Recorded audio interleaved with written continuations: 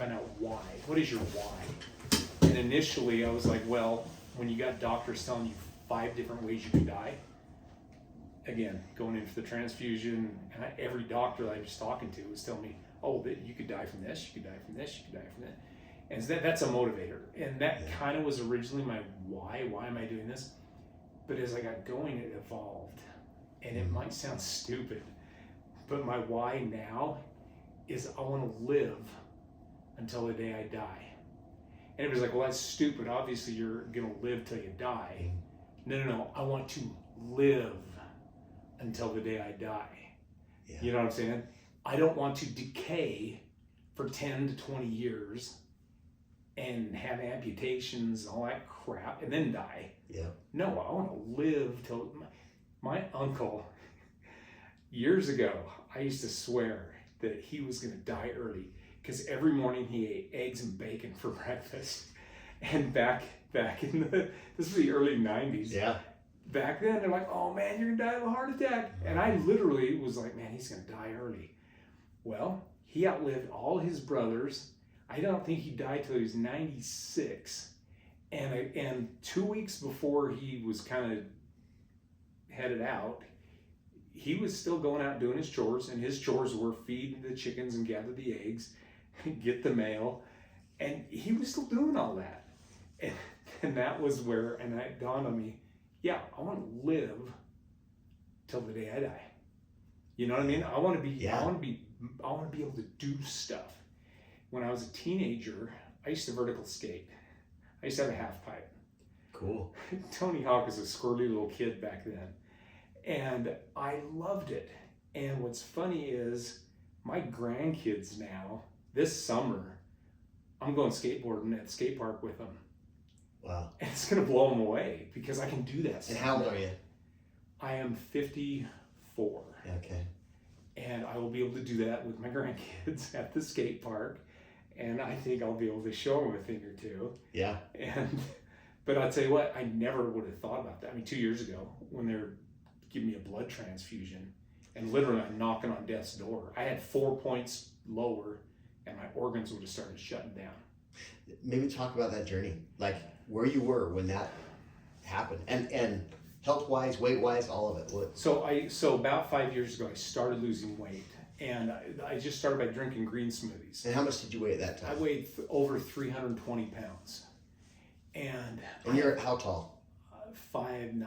Okay. And I got pictures of it, and it's funny because my grandkids are like, man, you were fat. And I'm like, well, I was. Yeah. But I started that journey, and just drinking green smoothies because your body wants to be at a certain weight. Yeah. And so I dropped a lot of weight really quick. And I should say a lot of weight, maybe 50 pounds, 50 or 60 pounds. And I dropped, and then I maintained. But then when all of this occurred and I went to the doctor, I wasn't feeling good. My kids were like, man, you look gray, or you look yellow. And it's like, what is going on with you? Oh, wow. And I had some problems. I had some liver problems. I had diabetic problems, and it was undiagnosed. And so yeah, I get the call from my doctor after the blood test, and he's like, you got to get in and get a transfusion. My blood count was 4 points away from organs shutting down. And it was a wake-up call. It was a serious wake-up call.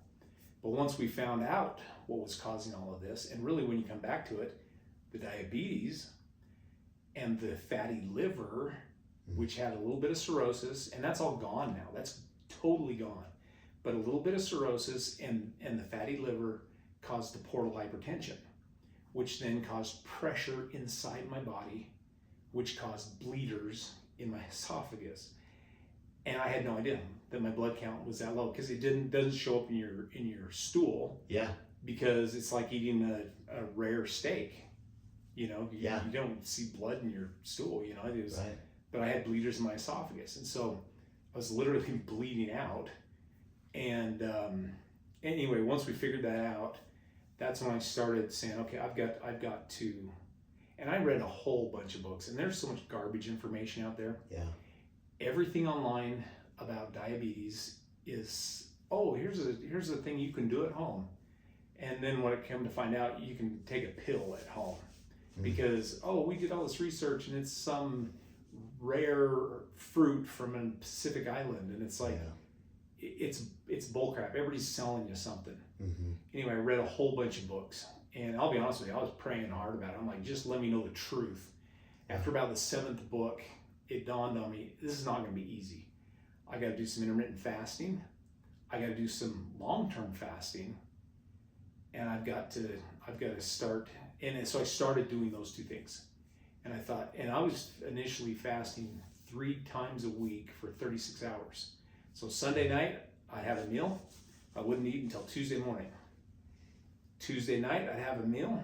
Wouldn't eat until Thursday morning. Anyway, 3 times a week, I'd do that. And now I was watching my blood sugars, because that's what you're supposed to do when you're diabetic. Yeah. And I'm like, okay, I'm eating almond crackers. It's got 0 sugar. What I didn't know is it had 39 grams of carbs, and it's the carbs that are the killer. It's actually insulin, too much insulin. But our organs are bathed in insulin, and insulin is good. The species would have died out hundreds of years ago if we didn't have insulin, because that's the fat regulating hormone.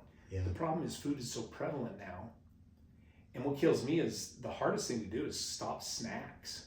That's the very first step you should do. It's like, we get up, have breakfast, have a mid-morning snack, lunch, afternoon snack, dinner, another snack, and then maybe a midnight snack. I mean, we snack all the time, but carbs cause you to do that.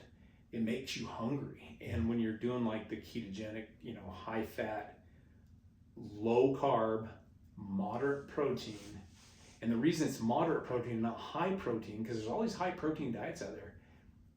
You have too much protein, your body will produce insulin. You can't measure insulin really easily. I got a glucose monitor. I've also got a ketone thing that I can poke myself and see my blood ketones, but you can't measure insulin very easily. It's a very expensive test to do. And so what happens is there's all these high protein diets out there. You're still bathing your body in insulin. And what is diabetes? Insulin resistance. Your body gets resistant to insulin, and you can totally reverse that. And that's what I did. That's what I did over the course of, and it was probably the course of 6 months that I actually reversed it. But now I'm going even further. Now, I did just get done with the 40-day fat water fast, drinking water and a couple of grains of sea salt just for electrolytes. So 40 days, 40 nights, no food. No food. I felt fantastic. I actually felt only great. Water. Yeah. And some electrolytes. Yeah. And how much water were you drinking each day? I mean, I got these like 16-ounce bottles. I might have drank between 3 and 5 a day. Yeah. I wasn't drinking excess water. Yeah. Because what happens Which is, for most, that's more than most people drink. Interesting. Yeah. Well, I used to get kidney stones all the time, and so I used to drink a ton of water. Yeah. But so I wouldn't recommend a 40-day fast or a really extended fast to somebody who, if you've got a major health problem, start fasting right now. Like if I was diagnosed 36 hours, if I was diagnosed with or cancer, I would be fasting right now, because you can. When you deprive the body of glucose and you run the body on ketones, so you're running on fat energy and not sugar energy, cancer cells die if it doesn't have glucose. Cancer cells need glucose. Bad bacteria needs glucose. Viruses need glucose. All the crap needs glucose. And what are we doing? Most of us, our diets are, it's so much, and it's not even the sugars, it's the refined flours. Yeah. And so anyway, fortified flour and an enriched flour, right? Versus the flour that's not that. Yeah. The only flour foods that I eat, I don't know if you've heard of einkorn. It's an ancient grain. No, but. And so I'll get einkorn flour and I'll do like sourdough because it's fermented, and it literally, you ferment. Bulk fermentation is like 12 hours. It's how they do it in the old country. You know what I mean? That's how they used to do bread all the time. And people have been eating bread for ever. millennia, Yeah. you know. But anyway, so yeah, I would suggest if somebody really wants to start looking into it, start out small. I call it exercising your fasting muscle, because usually when somebody fasts, they're like, man, I've never gone 2 hours without eating. Yeah. You know, it's like, and they're like, this is an horrible. An 8 hour fast, that's a 24 hour fast, that's crazy. And I just tell them, just start with what you can, you know. And Yeah. like intermittent fasting is great because you eat a meal at night, say 5 or 6 at night, and then don't eat anything until like the next day. You've already fasted for 16 to 18 hours. Yeah. And half the time, you know, everybody says breakfast is the most important meal. That was the thing. The 3 meals a day thing was a Rockefeller deal when they were starting to push their modern medicine. That was their deal. They made that up. Prior to that, people didn't do that. Yeah. And so it's kind of like, yeah, there's no problem. And so if you're intermittent fasting, you can go till like 11 or 12 or 1 in the afternoon before you eat again. Yeah. And that's a good 16 to 18 hour window. And when you do that, your body produces stem cells, and which can become any cell you want. Yeah, you don't have to pay 15 grand for it. And then your body also produces human growth hormone, which or recovery. Exactly. And then if you do an extended fast, you actually get into autophagy, which is where your body takes like I have not had to have skin reduction surgery. It's the flabby skin is just shrinking up. Yeah. Because the autophagy goes out and it takes that. People are like, oh no, you'll lose muscle mass. Your body doesn't lose muscle mass. It goes out and takes the stuff it doesn't need, like excess skin, and it reprocesses it, breaks it down to its amino acids, and then builds it. And then it builds it into. There's weightlifters that swear by lifting weights while they're fasting, because their bodies will build the muscle back faster. And so yeah, it's kind of crazy, but and the learning process for you, because when you first started, like you talked about the almond crackers, the crackers, yeah, right, and that process of education to where now what does it look like for you nutrition wise? What does it look like now that you're back eating food again? It's been 40 days. I pretty much eat whole foods as much as I can. If anything, good general rule of thumb, if anything says keto friendly on it, it's not keto. It's not. It's garbage. Stay away from it. Yeah. Because anything that says keto, I mean, you gotta look at the carbs, and everybody does this net carbs thing. That's garbage. Throw that out. Total carbs, period. Yeah. And it's funny, my carbs that I get, like I told you about eating a salad with olive oil and olives in it, and you know, walnuts and cheese. I eat a lot of cheese, but you dump olive oil all over that thing and make it a high-fat salad. And you said a little bit of apple cider vinegar, yeah. And what's funny is once you mix that vinegar in with the oil, you hardly taste the vinegar. Yeah. And it's almost like balsamic, like it's like it flavorful, really and yeah, and it's good for you. But so I'll eat that, and that'll fill me up. I've never been full on a salad ever in my life until I made a more high-fat salad. Wow. And but that's where I'm getting most of my carbs from, is in those olives or in the nuts, because nuts have carbs in them. So the nuts, the greens don't have a lot. I mean, I try to have cruciferous vegetables in those greens, like cabbage, because that's all good for the liver. Cabbage, cauliflower, broccoli, that's great for your liver. And that was my problem, is I had slight cirrhosis, and now it's totally gone. Incredible. In fact, my doctor wants me to do, there's a new test out that's an ultrasound test that hits your liver with a sonic thing, and it measures how fast it comes back. And that'll tell you how much hardened, because cirrhosis is scar tissue, and that's hardened tissue. Yeah. Well, the autophagy in fasting has pretty much gotten rid of all the cirrhosis. Yeah. And so the MRIs or the CAT scans, it all looks clean.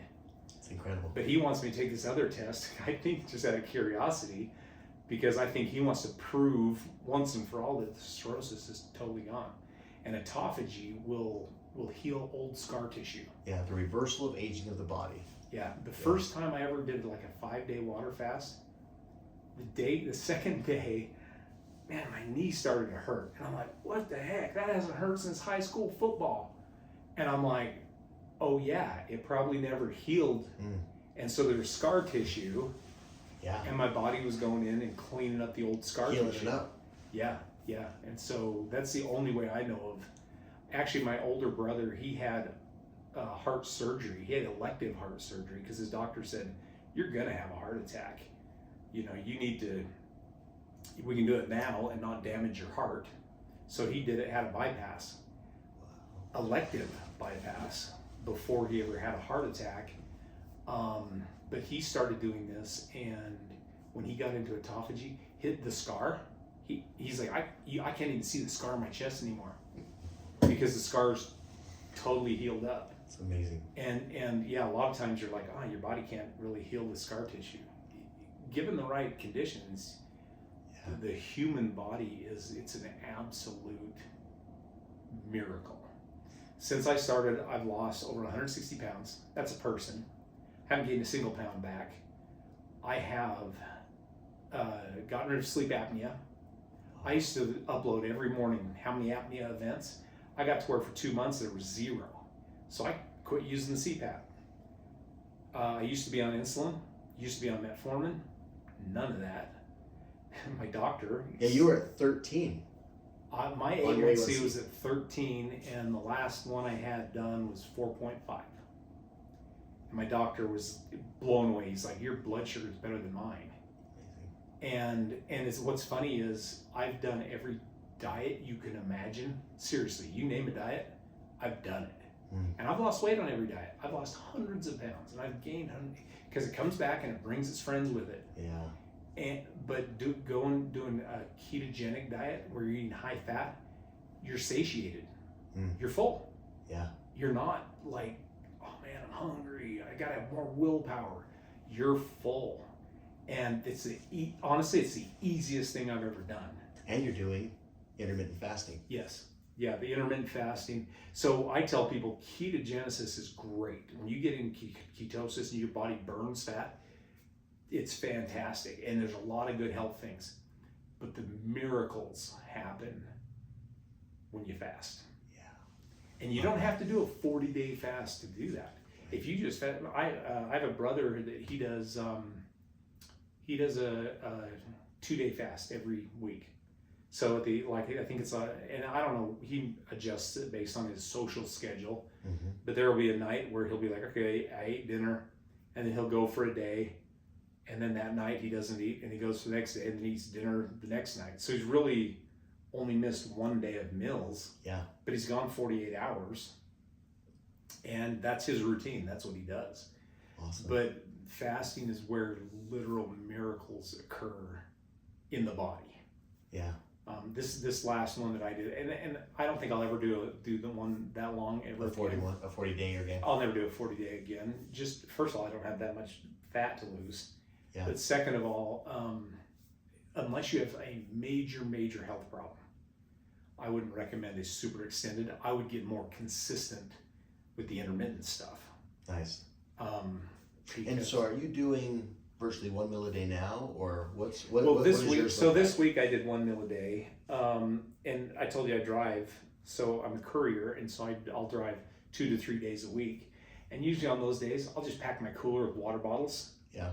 And I've got a little bag of sea salt in the car in case I want a few electrolytes. Sure. And but I'll go like 2 or 3 days in a week, and sometimes I won't. Like this week, I drove 4 days, but I ate 1 meal a day. Yeah. I was just drinking water during the days.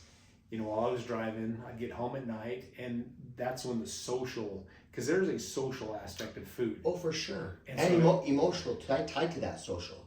Exactly. And so if somebody's made a meal, you know, it's like, oh, hey, that's fantastic. It's like, I better eat this meal. You know, I can't say, hey, I was thinking about fasting tonight, because they spent the time. And so there are human connections dealing with food. Yeah. But yeah, so this week I just did 1 meal a day for 4 days. Yeah. And I haven't eaten yet today. Yeah. And as you do that, how's cognition? How's processing? How's energy? How's clarity? How's all that? So I had exercised my fasting muscle. So when I did the 40-day, I had zero hunger. Zero. I mean, I had no hunger. There was a couple of times, and this was like football or Super Bowl Sunday. Yeah. Everybody's over making their favorite stuff. Well, I didn't act like an idiot. I walked around, checked it all out, smelled everything. Man, that looks great. Smelled it. Wow, what did you put in that? You know, and I participated. Yeah. But I didn't eat any of it, and I wasn't hungry. I literally had zero hunger. Wow. You know, occasionally I'd have what's funny is I don't crave garbage anymore because I'm doing the high fat, low carb. When I fast now, if I do get a craving, and you're gonna think this is dumb, but I sit there going, man, I want to make myself a Spam omelet because Spam is high fat. Yeah. It's not very good. Wow, man. But I got to Hawaii one time, and I'm like, hey, when in Rome, so I ordered up the Spam omelet, and everybody thought that was better than whatever their omelet was.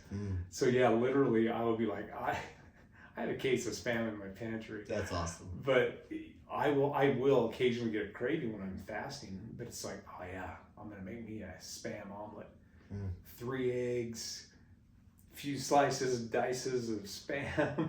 Yeah. And I always fry my eggs in bacon grease because the higher fat, the better. Yeah. And the eggs obviously have fat. We have our own chickens. So. Free roaming, right? Wow. Oh, I'm telling you what, it's crazy. This winter, omega-3s are higher. This winter, I go out every 3 days and collect 20 to 30 eggs every 3 days. And it's like we're giving them away to all the neighbors as fast as we can. But yeah, and the problem would be if you were living that way and eating carbs, then there's danger. Well, so insulin is kind of the enemy. Insulin unlocks the cells. Yeah. When your insulin gets low, your cells unlock and your body can burn fat. Yeah. The problem is if you're eating carbs and fat, then your cells get unlocked and your body goes, what do I do with all this energy? And it just starts packing it in. Yeah. And it's funny, I read a book where they kind of had this tagline that said, the more fat you eat, the more fat you lose. And it really is true. The problem is, I mean, carbs make you fat. But insulin, if you've got to watch your insulin, because if you have too much insulin, you can also, and so a lot of these high protein diets they do cause your insulin to spike, but since it's not showing up in your blood sugar, got my CGM and it tells me exactly what my blood sugars are. It'll show me my blood sugar's low, but I could still have high insulin, which then I'm eating too much protein, and then what am I doing? I'm just putting more fat on. Yeah. And so I got to be careful. And there was a book written, it was called Keto Clarity, and the guy says every person has to figure out what's their threshold. Because this guy weighed like 410 pounds when he started, and wow. he had to get to where he was 80% of his calories were fat. Wow. And he's like I was eating less than 50 carbs a day, 50 grams of carbs, and what he found is he had to ratchet it down to more like 20. Wow. And so he had to ratchet his fat up, his carbs down, and I don't think he had to do much with his protein. Yeah, I think maybe that had to come down slightly. I don't know. But the point is, everybody's different. Yeah. And you kind of have to figure out what your thresholds are. And for you, we talked about healing. Yeah. The healing of the liver, the autophagy there. You also mentioned about your eyes. Like that's microvascular. That's that first level of the microvascular system. Maybe talk a little about that. Okay. So 2 things. First of all, when I started this, my stomach protruded right here. That's where your liver is. Yeah. My liver was about 2 times as big as it needed to be, because insulin it will make stuff grow. Insulin will make cancer grow. It'll make your liver grow, because you want to, when you got a fatty liver, it's going to try to pack it in there as much as it can. And so literally my liver's probably half the size of what it used to be. As far as my eyes, when I went to the eye doctor this last time,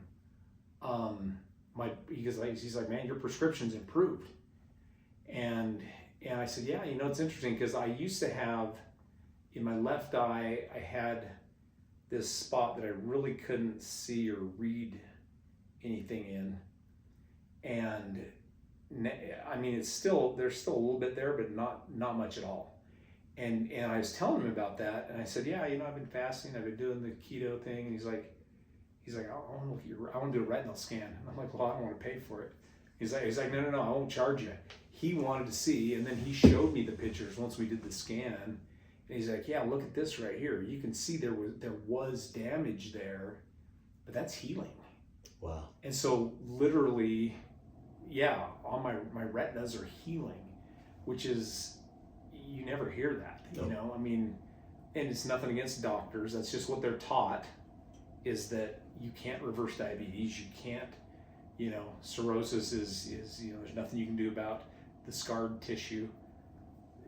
Yes, you can. You can reverse all this stuff. And it's, I would love to shout it from the rooftops. You can cure diabetes. You can get rid of it. Yeah. You can cure all these things. And the problem is, you can lead a horse to water, you can't make them drink. Yeah. Every person has to decide for themselves, why am I doing this? Am I going to do this? Because when it gets tough, because it's not easy. Yeah. I'll be honest. I've tried every diet out there, but this is the easiest diet I've ever done. Because I can eat all the fat I want. I mean, I have no. In fact, there's times when I'm like, okay, I've hit my grease level. I'm done. I'm not eating anything for a day. Yeah. And you literally don't. There's times I've forgotten to eat because I was so satiated. Wow. And you just get busy and you just forget. You're like, oh crap, it's dinner time. I didn't even eat lunch. Wow. And you don't even think about it. But your body's not constantly, giving you these hunger signals. Yeah. And you would begin to experience neuropathy in your fingers and toes. Yes, and I still have a little bit of it in my fingertips. I can still feel it. Now I had surgery a couple years back where the ulnar nerve. Yeah. These two fingers, actually 1.5 fingers went numb, and they did surgery to try to clean that up. It didn't fix it. Nothing. Yeah. These are still feel it. But I kind of think they're getting a little better. A little improvement. I think there's been a little bit of improvement there. The neuropathy, it's still there a little bit, not much. I do have a little bit in my feet. It would be great if I knew what the switch was to fix all of that, because that would probably fix all the microvascular issues. Right. And when you called initially, you were like, hey, Brock, I'm diving into this 40-day. And the thought was, hey, if this will heal it, and I'll be able to get my erections back, then great. But after you were done, still having those, maybe talk a little bit about that, like, well, this is where we are. Well, yeah, and so I still have some of the neuropathy, still got a little bit of the stuff in the one eye. The other eye's fine. Still got the ED problems, but I'm to the point now where I'm like, okay, I'm getting healthier. So now what else can I be doing to either speed up the process or augment the process, or, because I don't know how much of the microvascular stuff can be healed. Yeah. I just came off a 40-day fast, and I've still got a little bit of numb sensations. Yeah. Which actually, for poking your finger for ketones and glucose levels, it's yeah. I don't even feel it. It's like, but I do have enough feeling in it, I can tell.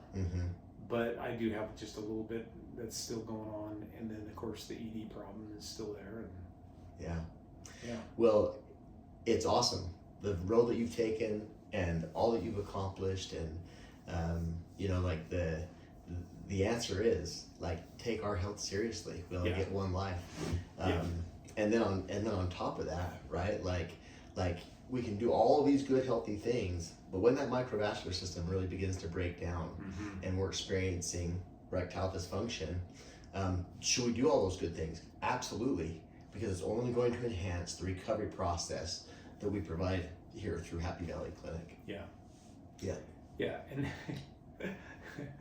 hey, it's not good enough just to be able to skateboard like I was 20. I want to have other things functioning like Absolutely, right? Like I was 20. Yeah, there you go. Well, that's what we're here to focus on, right?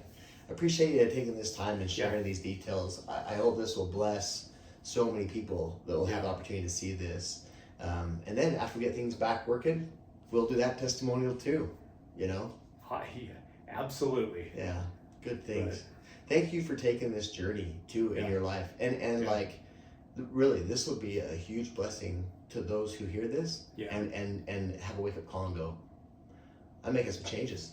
Yeah. Well, and I've heard people lament about medical conditions. Yeah. And I want to take them by the lapels and shake them and say, there is an answer, but you have to do it. I can't do it for you. I do this, you know, and there's been so many times where I've written down the title of 2 books that changed my life and given it to people. I don't even lead the horse to water and hope that they drink. I just point where the water is, and then it's up to them. Yeah. And I don't want to be, I don't know if you've heard the joke of the guy who's drowning and he's praying really hard and he's like, please save me. And you know, and so a guy, you know, somebody comes by in a boat and he's like, no, I've already prayed, I'm going to be saved. And this happens like 3 times and he dies and he's up at the pearly gates and it's, well, what happened? I thought I was going to be saved. It's like, we sent 3 people, you know, and it was like, so it's like to have the answer and not use the answer. It's like that guy. You're gonna drown because you had the answer, but you didn't follow it through. Yeah. And I can't take that on for everybody, and I want to shout it from the rooftops that so much of your health can be turned around. Just take action. Yeah, and believe in good things to come. Honestly, right? I wish I would have known what I know now 30, 40 years ago. Yeah. I wouldn't be in the situation I'm in. No. I had a sister who died of cancer when she was 53. That's a year younger than I am right now. And I wish I would have known, because I would have called her up and said, you got to read this book on fasting. You've got to, you know, and she would have done it. Wow. You know, hindsight, it is what it is. But yeah, I've got the answers now, so I better follow through on those answers. Thanks for forging this journey, really, and thanks for sharing this too. Yeah, absolutely. We'll. And by the way, I drove 3.5 hours to get here. Yeah, not a problem. Worth it. Yeah, worth it. Anything else you want to add? No, great. No, thanks, brother. I like talking about the journey, but hey, everybody's got to do it themselves. Yeah.